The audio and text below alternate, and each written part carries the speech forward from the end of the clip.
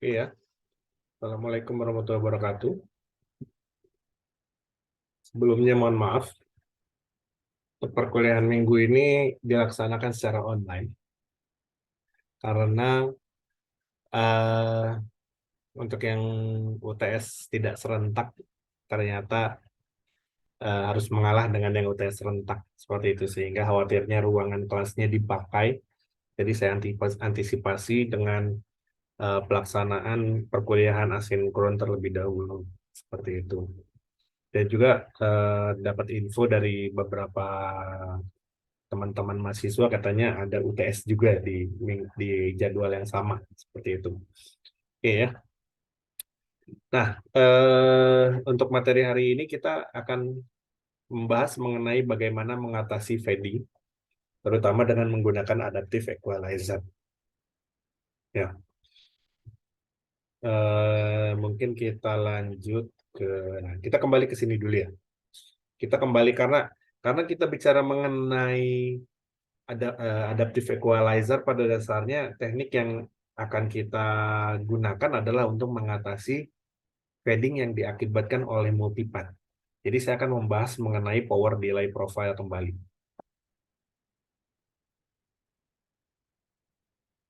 Nah, kita tahu dengan menggunakan delay spread model, pada dasarnya kita tahu untuk suatu sinyal dia akan muncul echo sinyal selanjutnya yang diakibatkan oleh kondisi multipath. Nah, kondisi multipath itu sendiri kan pada dasarnya adalah suatu fenomena di mana sinyal transmit yang awalnya kita kira hanya dikirim satu kali, di receiver itu ternyata diterima berkali-kali. Seperti itu. Nah, sehingga kita perlu mengantisipasi dengan menggunakan teknik power delay profile.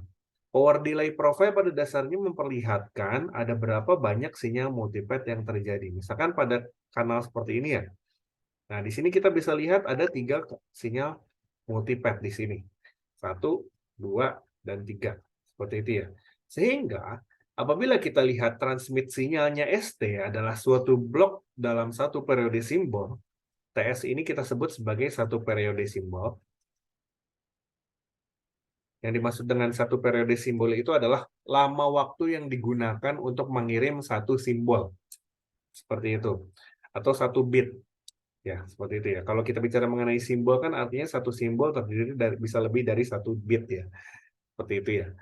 Nah, di sini dapat kita lihat untuk satu sinyal yang dikirim dalam satu periode simbol, maka dengan power delay profile seperti pada channel model gambar yang di tengah, dapat kita lihat di sini di receive sinyal ada beberapa multiplikasi dari sinyal transmit yang dikirim. Yaitu adalah yang pertama ini, yang kedua ini, yang ketiga ini, dan yang selanjutnya. Oh, di sini ada satu lagi nih. Ini adalah yang keempat. Dan dari si receiver itu, receiver nggak tahu kalau 4 sinyal itu adalah dari satu sumber yang sama. Maka dia dijumlahkanlah semua oleh si receiver. Seperti itu ya. Dan kondisi tersebut bisa saja berubah setiap waktu. Nah, oleh karena itu kondisi kanal kadang kita sebut sebagai kondisi yang kita sebut sebagai LTV atau linear time invariant. Seperti itu ya. Dengan kata lain, antara satu waktu dengan waktu yang lain nilainya saja bisa berbeda dengan kondisi kanal yang berbeda. Nah, anggaplah kondisi kanal tersebut kita sebut sebagai kanal respon dengan nilai HT. Seperti itu ya. Nah, maka apabila kita mengirim sinyal dengan sinyal ST, maka sinyal yang diterima RT adalah sama dengan ST kita konvolusikan dengan HT. Ya, seperti itu ya. Nah, permasalahannya adalah sekarang nilai HT itu tidak bisa kita prediksi. Kondisi kanal itu berbeda antara satu daerah dengan daerah yang lain, antara satu waktu dengan waktu yang lain. Seperti itu. Sehingga fokus kita saat ini adalah bagaimana kita bisa memodelkan kondisi yang berubah tersebut. Atau bagaimana kita bisa mengantisipasi atau misalkan terjadinya error, kita memperbaiki permasalahan yang diakibatkan oleh kondisi kanal respon yang berubah-berubah tersebut. Seperti itu. Nah, Salah satu teknik yang kita gunakan ya tadi adalah equalizer. Namun dari sisi lain sebenarnya ada beberapa jenis teknik yang bisa kita gunakan untuk mengatasi fading. Yang pertama adalah ya tadi equalizer. Equalizer sendiri lebih baik digunakan untuk mengatasi intersimbol interference seperti itu. Dan yang kedua adalah teknik yang kita sebut sebagai diversity. Itu mengatasi untuk fading sepanjang waktu dan pengkodean kanal kita gunakan untuk mendeteksi dan mengoreksi error. Ya, seperti itu ya. Dan tentu saja sebelum kita bicara mengenai teknik ya, untuk mengatasi fading ini sendiri, kita tahu ada dua jenis fading, terutama pada small scale fading. Yang pertama adalah fading yang diakibatkan oleh multipath. Ya, multipath, dan yang kedua adalah fading yang diakibatkan oleh pergerakan user. Nah, dari dua jenis penyebab fading ini, kita bisa menggenerate menjadi 4 jenis fading. Kan?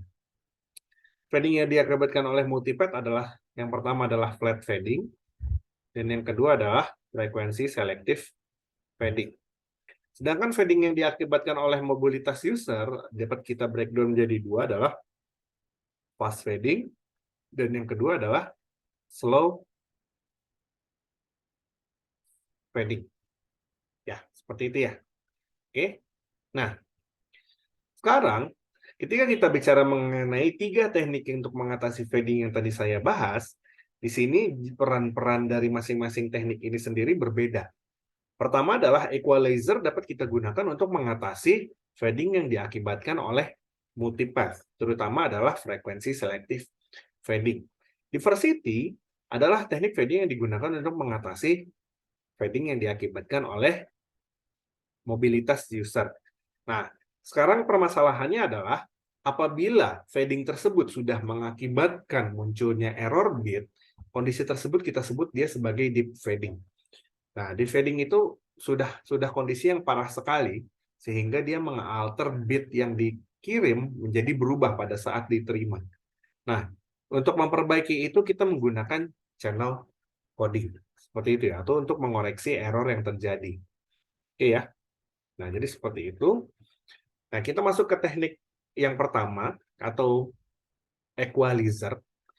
Nah, teknik equalizer digunakan untuk mengatasi intersimbol interference atau frekuensi selektif fading. Nah, kita tahu intersimbol interference terjadi jika bandwidth transmisi melebihi bandwidth kanal atau bandwidth coherence-nya. Ya, nah, kita tahu apabila bandwidth sinyal ya, lebih besar dibandingkan bandwidth koheren,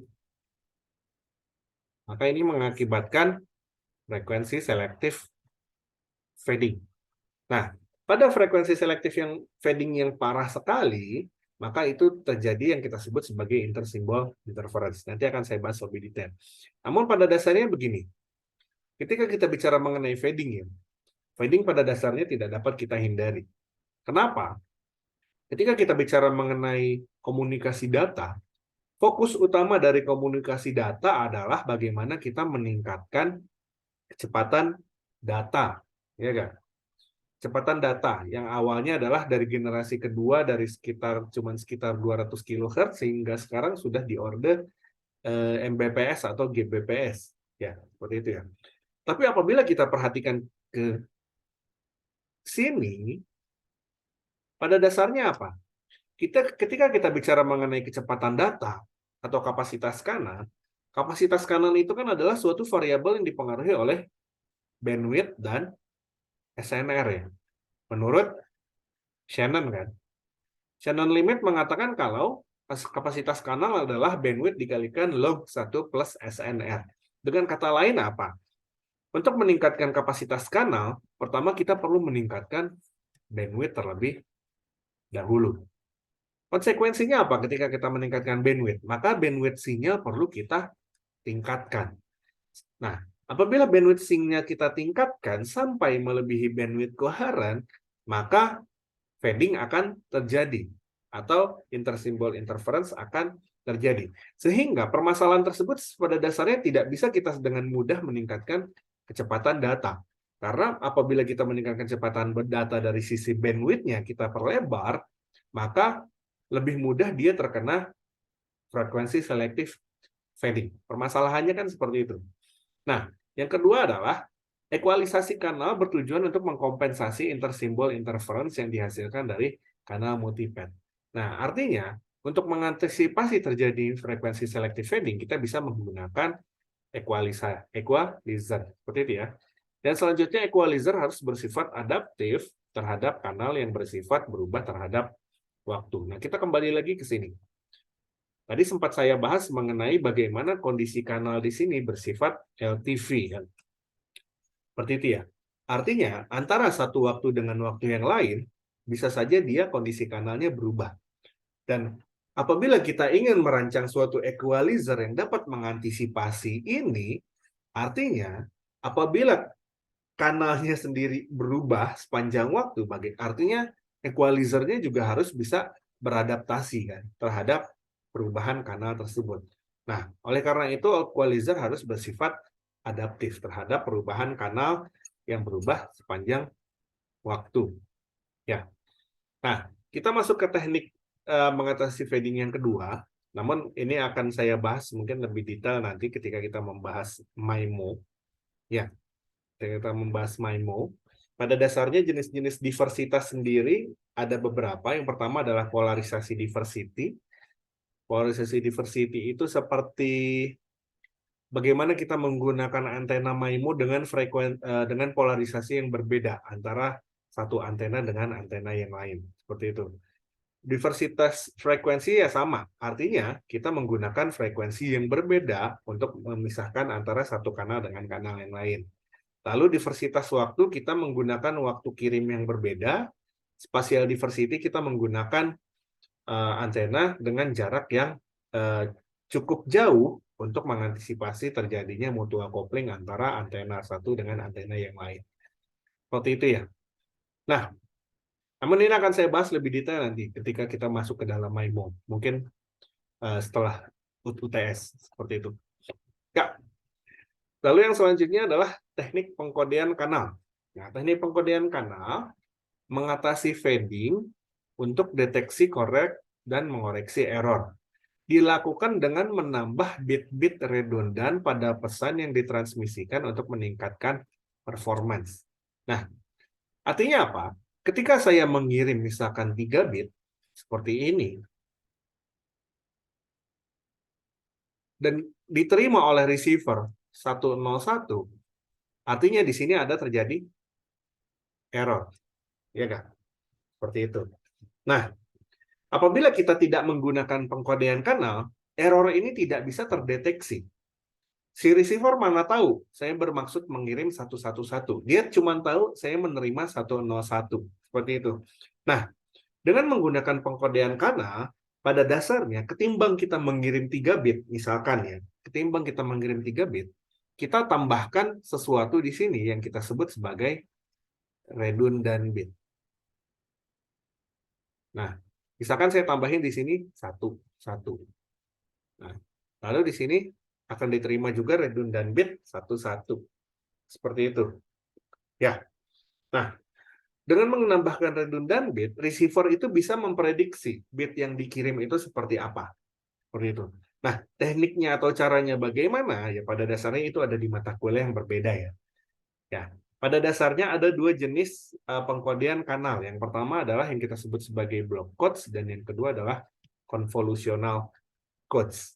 Nah, perbedaannya pada dasarnya antara block codes dan convolutional codes itu pada convolutional codes itu dia menggunakan memori, blok memori seperti itu dibandingkan dengan block codes yang dia lebih sederhana hanya menambahkan redundant bit saja. Ini adalah teknik block codes pada dasarnya.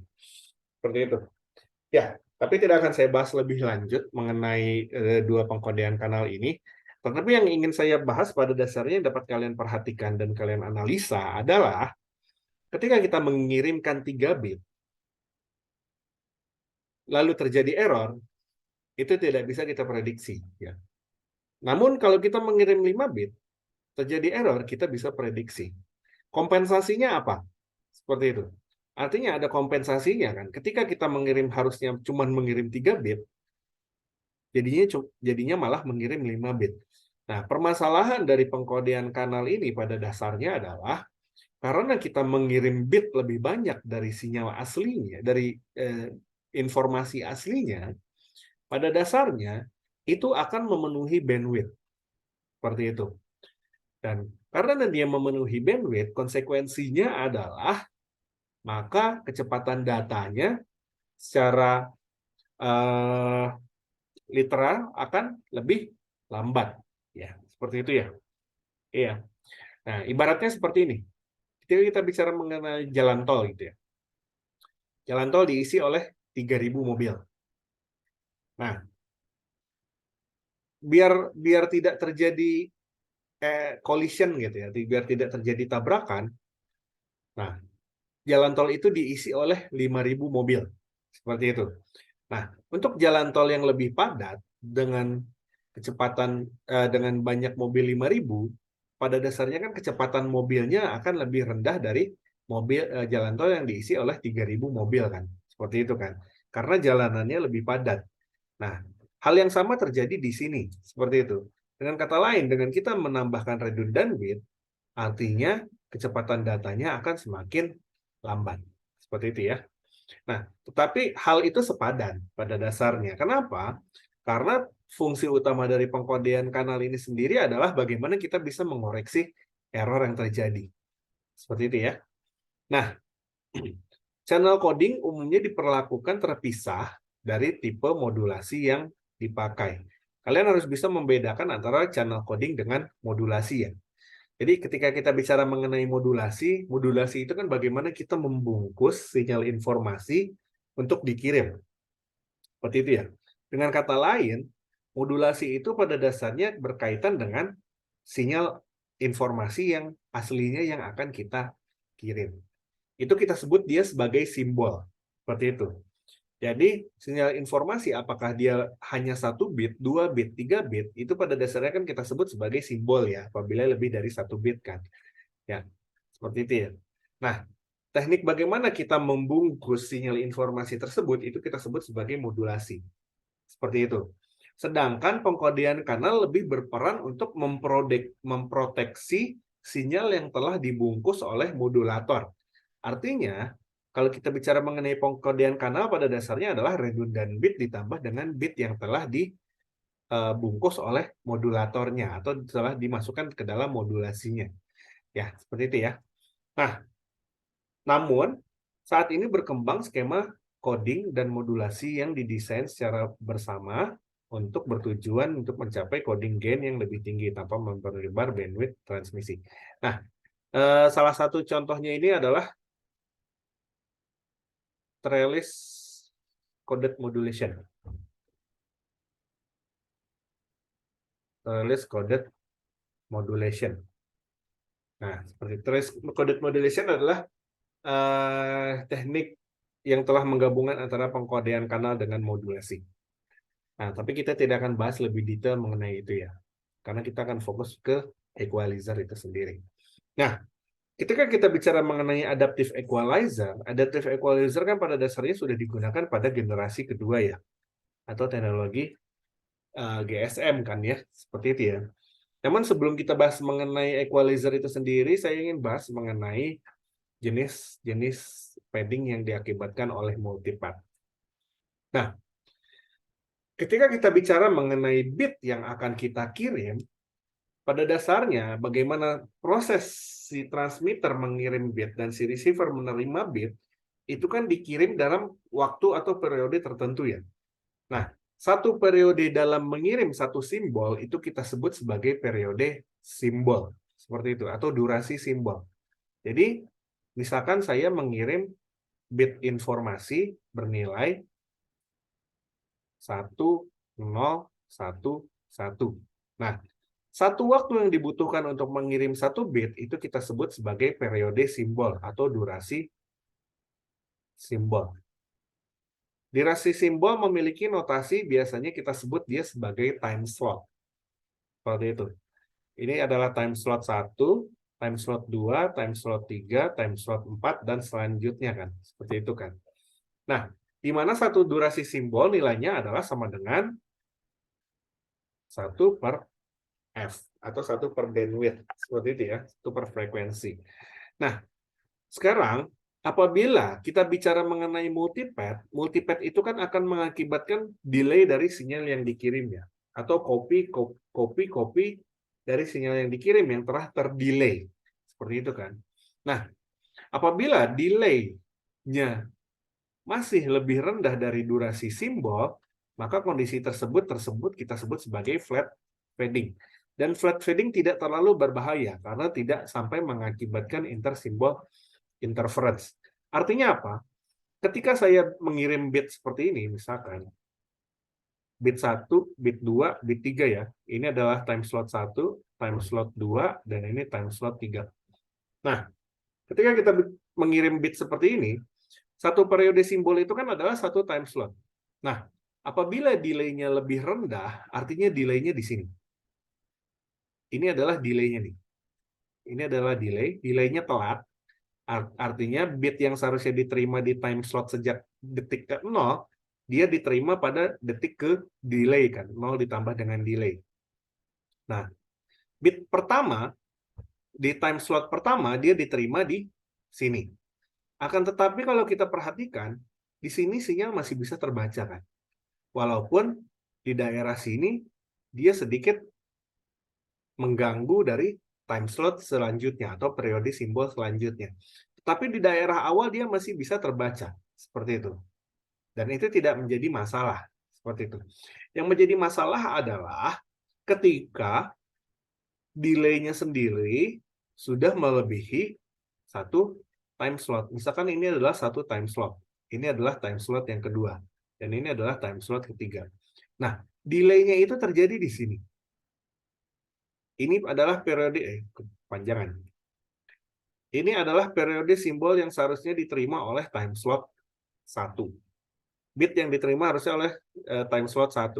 Tetapi karena di sini ada terjadinya delay, artinya bit yang seharusnya diterima di time slot 1 malah tiba di time slot 2. Seperti itu. Nah, hal ini terjadi apabila delay-nya melebihi dari durasi simbolnya. Atau durasi simbol lebih rendah dari time, dari delay-nya itu sendiri. Nah, kondisi tersebut kita sebut dia sebagai intersimbol interference. Artinya interference dari simbol yang ada di sebelumnya. Seperti itu. Dan ini sudah tidak bisa tertolong. Kenapa? Kita mau membaca bit yang ada di sini, yang seharusnya diterima di daerah sini, tetapi dia sudah diterima di periode simbol selanjutnya. Dan receiver tahu apa soal itu gitu kan? Receiver nggak ngerti apa-apa soal ini informasi ini dari time slot sebelumnya atau dari time slot sekarang, pokoknya apa yang dia terima dia makan gitu. Ibaratnya seperti itu. Ya. Nah, teknik mengatasi intersimbol interference adalah dengan menggunakan equalizer. Seperti itu. Nah, equalizer sendiri secara umum menggunakan metode yang kita sebut sebagai training and tracking.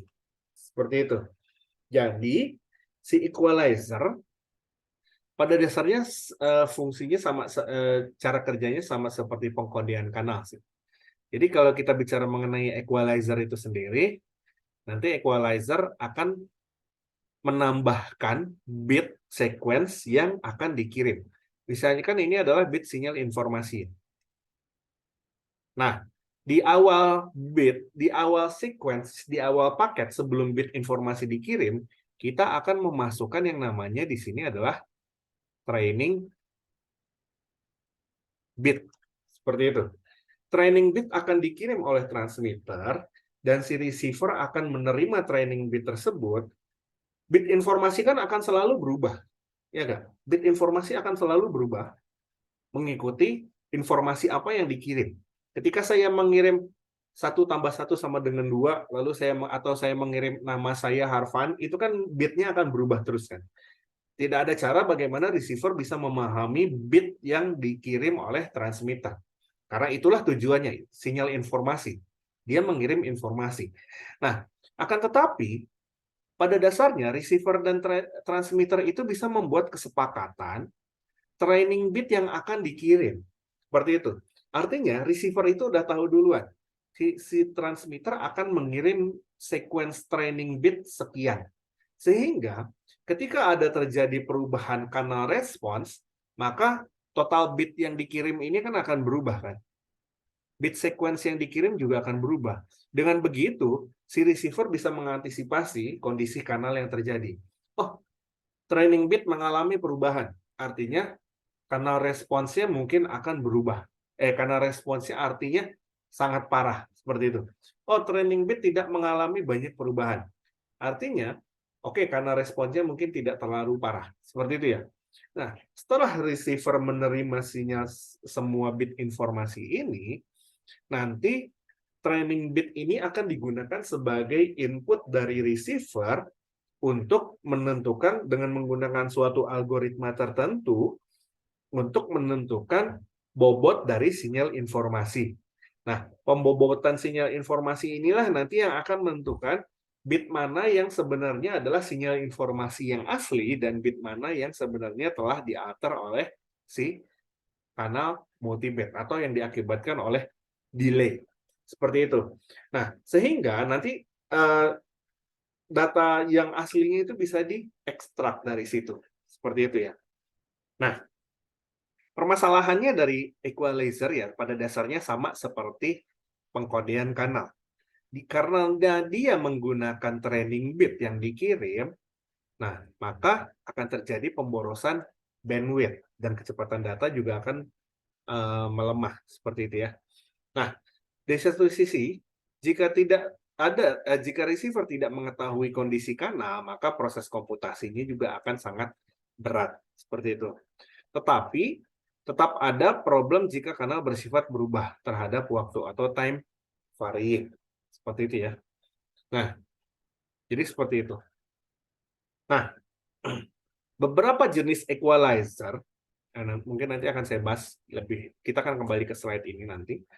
Nah, sekarang saya ingin membahas ini dulu, mengenai posisi dari equalizer. Posisi dari equalizer itu berada di level baseband. Baseband. Equalizer itu berada di level baseband. Artinya apa? Equalizer itu baru digunakan setelah frekuensi RF-nya di down conversion ke level baseband.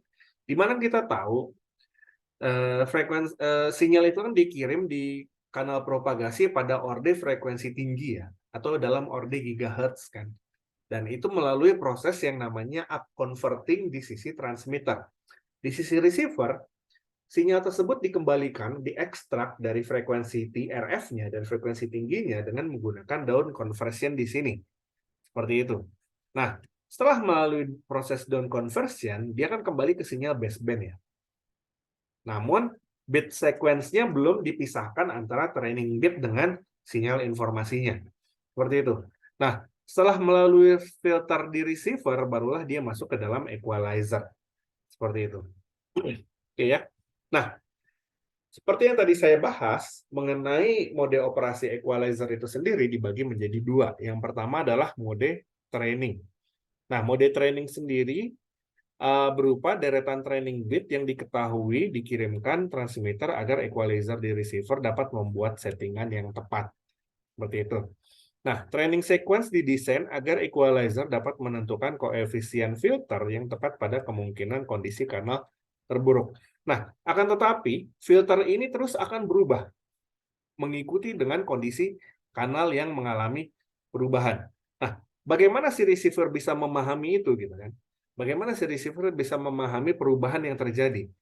Karena bit itu kan akan terus dikirim kan? Terutama apabila kita menggunakan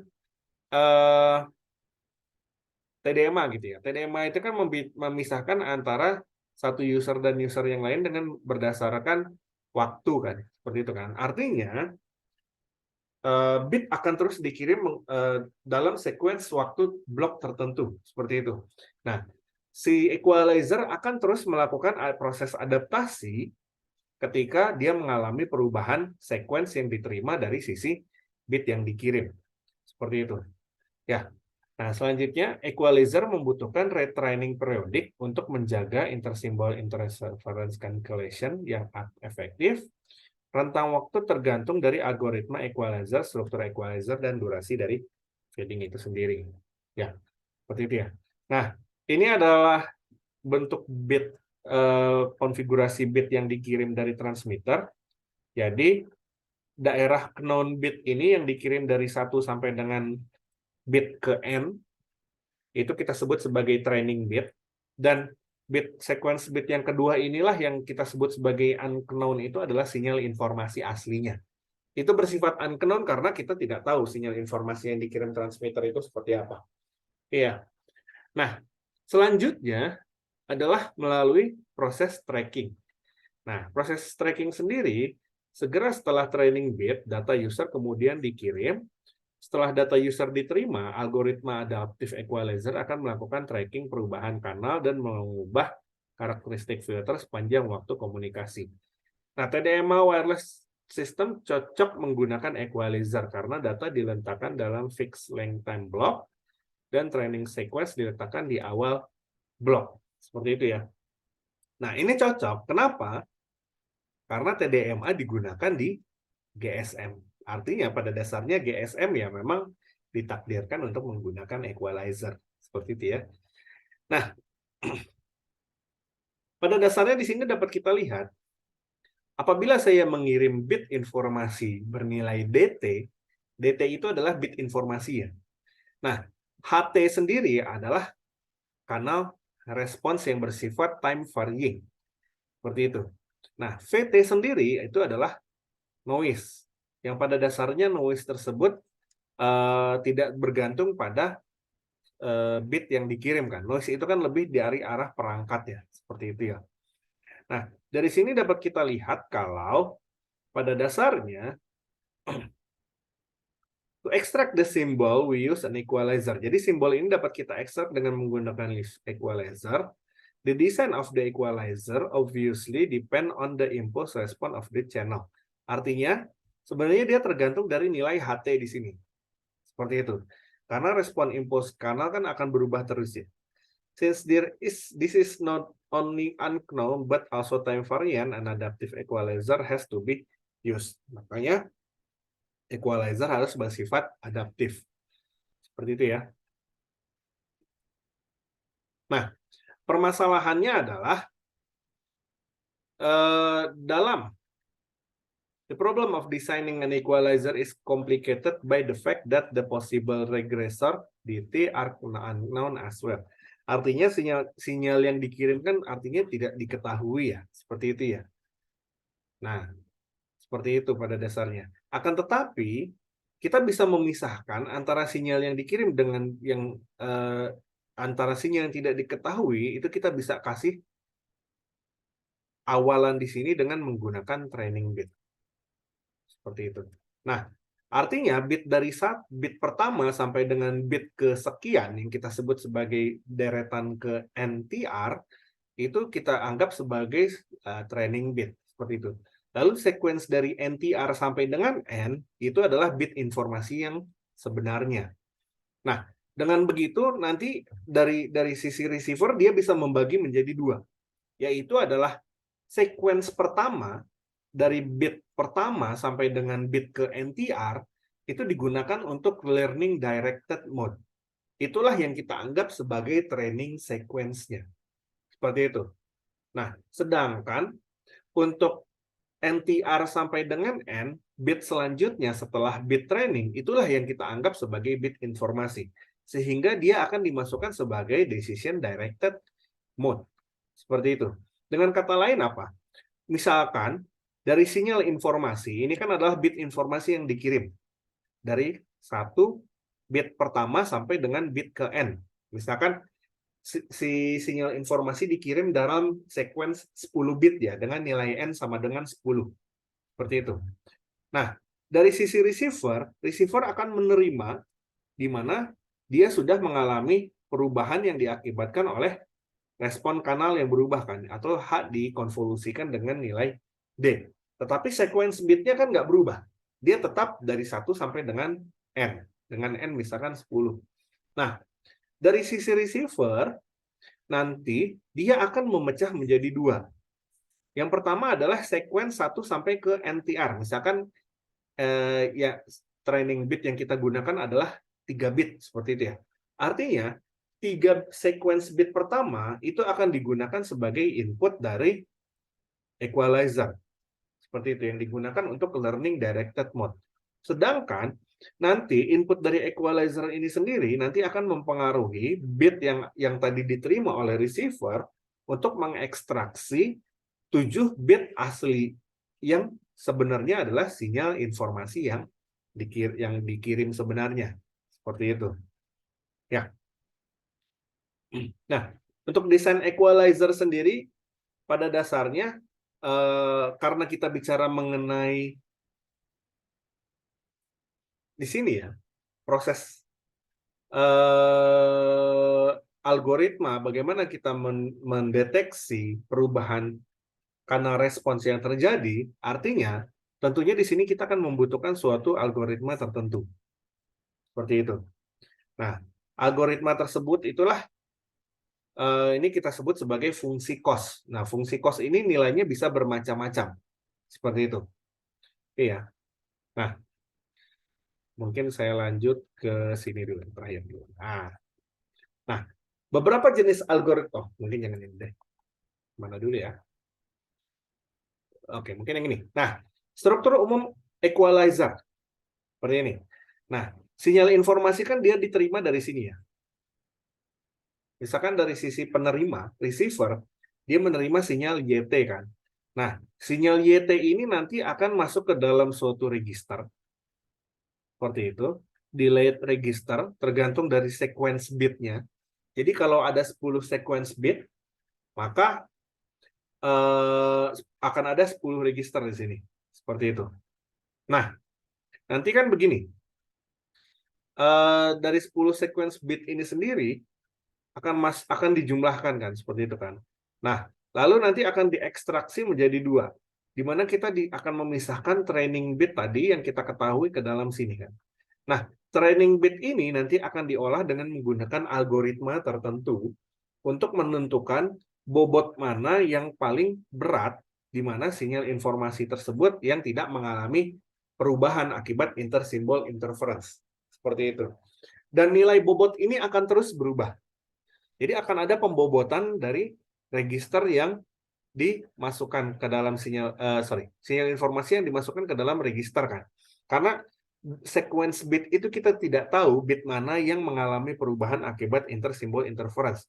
Tapi dengan menggunakan algoritma tertentu, kita bisa melakukan pembobotan kira-kira bit mana yang bermasalah dan bit mana yang tidak bermasalah. Dan nilai pembobotan ini akan berbeda antara satu register dengan register yang lain. Seperti itu. Dan pembobotan ini akan terus berubah.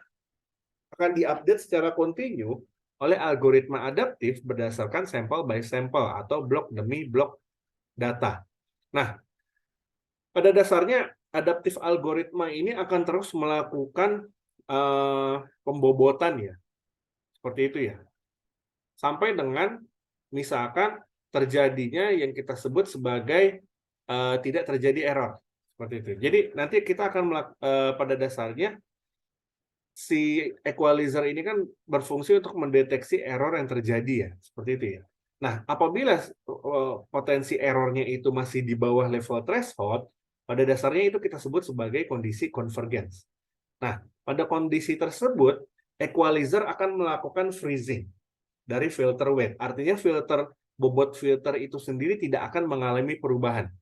Jadi pada kondisi convergence, bobot filter ini tidak akan mengalami perubahan sampai dengan kondisi kanalnya berubah, maka bit sequence yang diterima di sini kan akan berubah kan.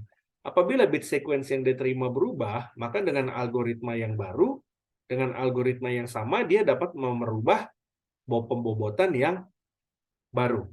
Seperti itu. Sehingga pada dasarnya algoritma dari equalizer itu sendiri nanti akan mencapai level di mana dia tidak akan melakukan perubahan pembobotan atau weighting dari masing-masing register yang terhubung dengan decision maker di sini. Seperti itu.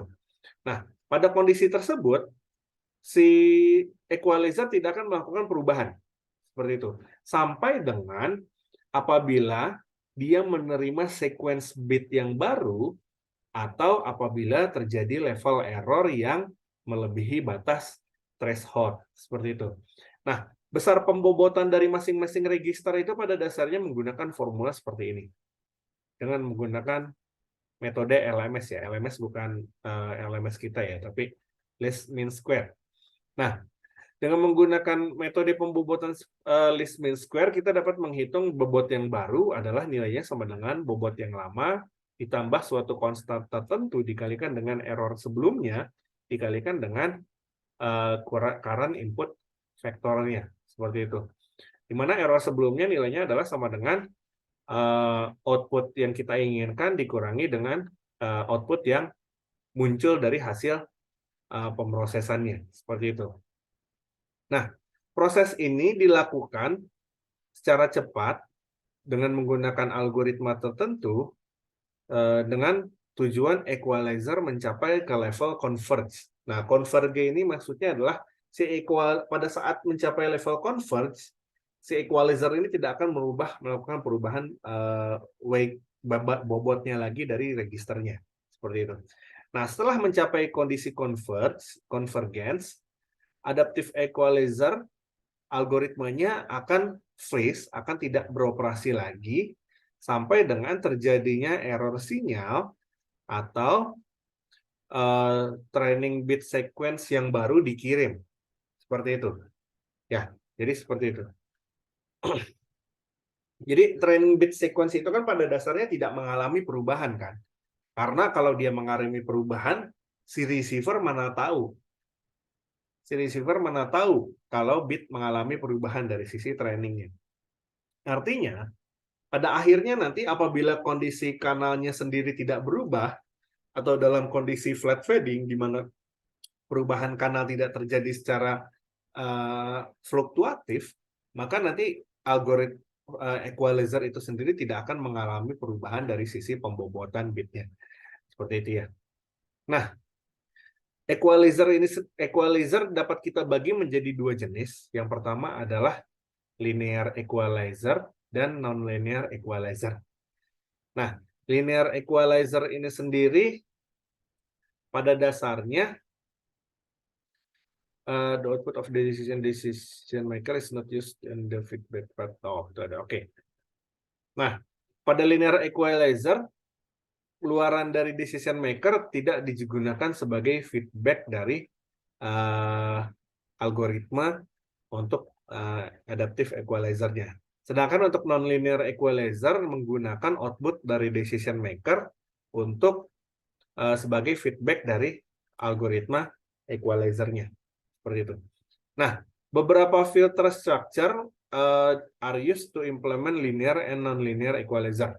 Jadi beberapa struktur filter digunakan untuk implementasi linear dan non-linear. Ini ada dua. Yang pertama adalah jenis yang kita sebut sebagai transversal.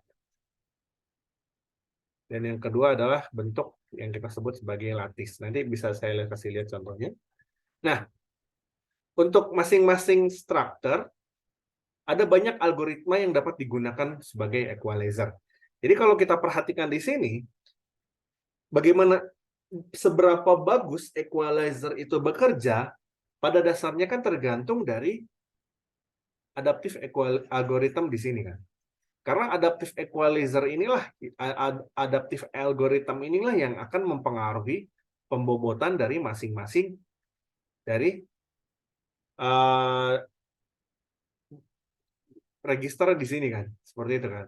Jadi dia masuk ke sini kena bobot 1, W0. Dia masuk ke sini kena bobot W1. Dia masuk ke sini kena bobot W2.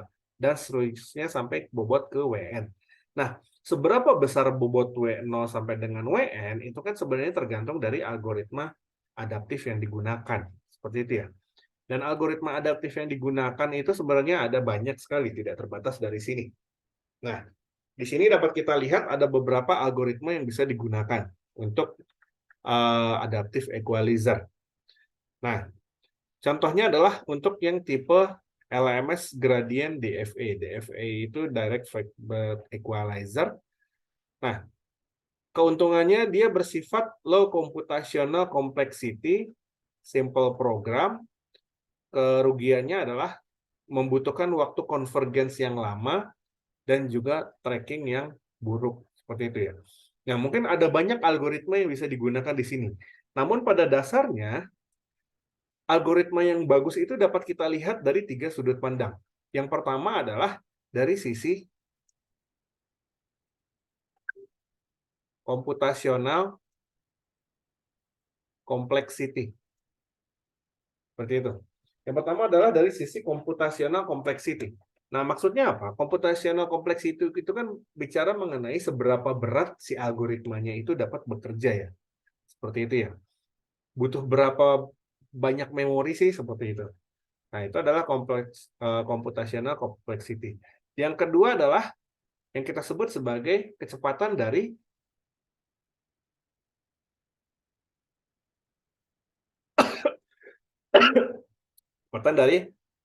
konvergensinya ya.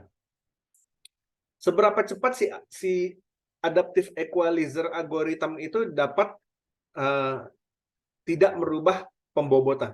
Artinya apa? Kalau pembobotannya berubah terus, artinya kan sebenarnya adaptive equalizer itu akan perlu menyesuaikan ya dengan kondisi kanal kan. Seperti itu kan.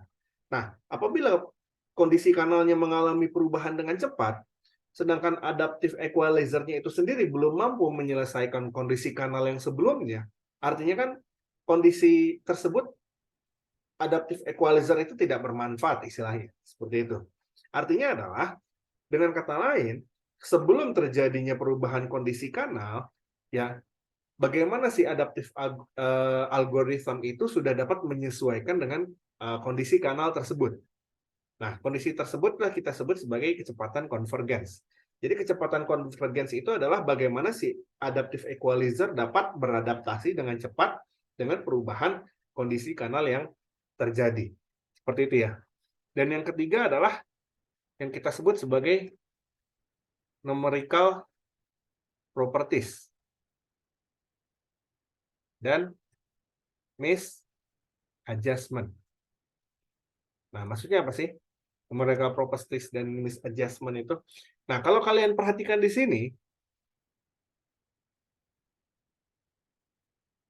masing-masing algoritma menggunakan operator tertentu ya. 2n plus 1, 2,5n kuadrat plus 4,5n. Di mana n-nya sendiri itu adalah jumlah tab yang ada di registernya. Seperti itu.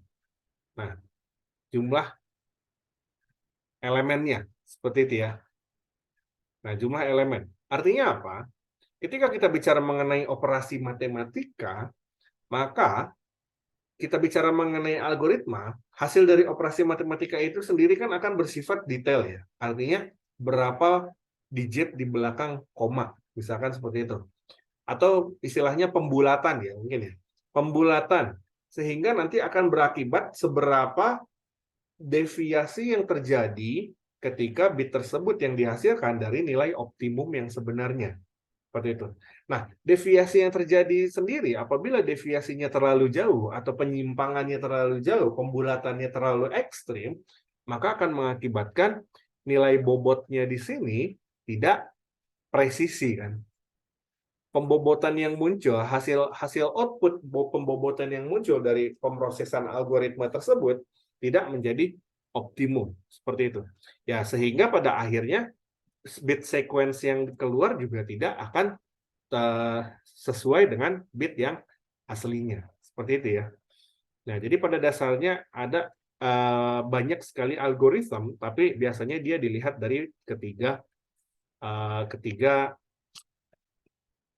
faktor ini. Apakah algoritma tersebut bagus atau tidak. Seperti itu. Oke ya. Nah, tadi sampai mana? Nah, jadi seperti itu. Nah, untuk klasifikasi klasifikasi equalizer sendiri ada dibagi menjadi 2, linear dan non-linear. Lalu untuk linear sendiri juga dibagi menjadi beberapa jenis dan non-linear juga menjadi beberapa jenis. Seperti itu. 3 teknik non-linear equalizer itu sendiri adalah yang pertama adalah DFE, Decision Feedback Equalization. Dan yang kedua adalah maximum likelihood symbol detection and maximum likelihood sequence estimation. Itu ya.